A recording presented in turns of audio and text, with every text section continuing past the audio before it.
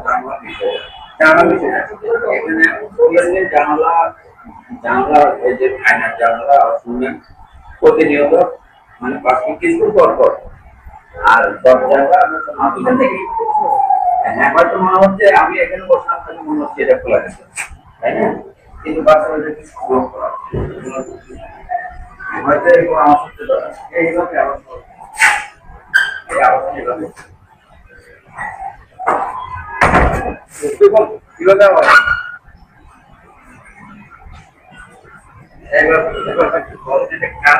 হয় কানে তো সাল করবেন দরজা কেটে এই মাইন্ডো যখন খাপ দিলেন আপনি তোর রক্ত ঠিক আছে আমি ঘর আলাই মা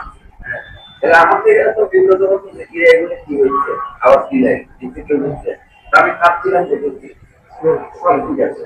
এই হচ্ছে বাস্তবতা আমরা খাওয়া দাওয়া কি এখানে করি না আমাদের করা যায় না করতে পারি না দুপুরে আমরা খেয়ে গেলাম কারণ এখানে খাওয়া যায় না বা পরিবেশটা হ্যাঁ এখানে খাওয়া যায় না খেতে দিতে পারে না আর দোকানে গিয়ে খেতে বসে সময়টা আমরা পাই না কারণ আজকে হয়তো একদম ভালো আসতে পারি না আমাদের এগুলো থেকে 8টা 9টা 10টা কারণ কত কত বছর 10টা বসে আছে কিন্তু প্রতিদিন বলি এখানে 4টা কর্মচারী থাকে আজকে হয়তো নাই নিতে পারে তো এখনো নাই আসবে বলি আসবে তো হয়তো 2টা 3টার দিকে আসবে আমি কারাগারে কাজ করি এখন আমাদের আরেকজন বেসরকারি স্টাফ আছে এখন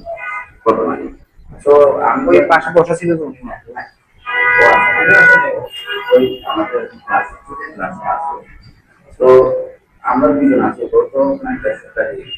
আমাদের তো সেই হিসাবে আমরা একসাথে থাকি আমি আর বুঝতে পারি না আর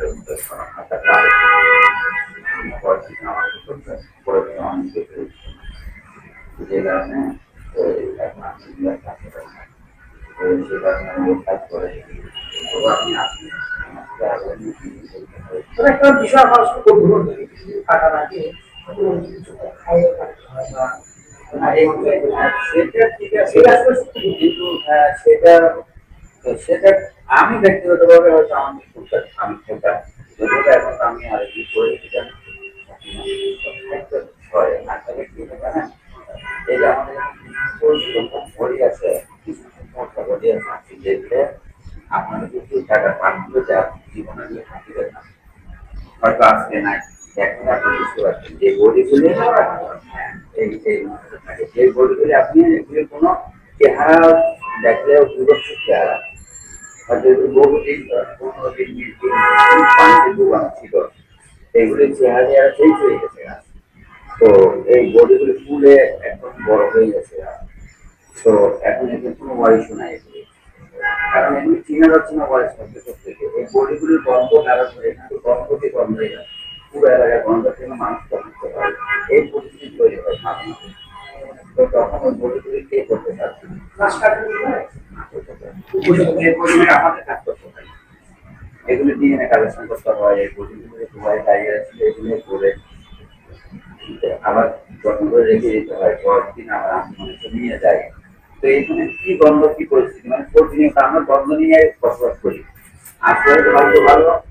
ওই দিন ওনারা আসলে দেখছিল গন্ধ বুঝে আজকে সঙ্গে একটু ভালো আপনি গন্ধ পাচ্ছেন না তো কিন্তু এটা বিভৎস কোথা বলে এখানে এই এলাকা থেকে কোথা বলে ছাড়া না হয়তো দেখা গেল আমি বলতেছি হয়তো দেখা গেল কিছু হয়তো একটা কোথা বলে চলে আসছে এখানে মোটামুটি একদিনও মাপ থাকে না একটার পর একটা আসে একটার পর একটা আসে একটা বডি আছে কারণ আমাদের এখানে আমাদের প্রশাসনিক অর্ডার হিসেবে ধরুন আমাদের থেকে যেদিন আসতো দিন বাদে 48 ঘন্টা রাখতে হয় এটা কি ফ্রিজে ছাড়া না ফ্রিজ ওই আমাদের তো 48 ঘন্টা পরে না আমরা ওটা ওদেরকে দিচ্ছি এই 48 ঘন্টা এখানে কি পরিস্থিতি তৈরি হচ্ছে 48 ঘন্টা সময় তো না তাহলে এখানে পরিস্থিতি কি হচ্ছে এখানে এলাকা মানুষ থাকাও তো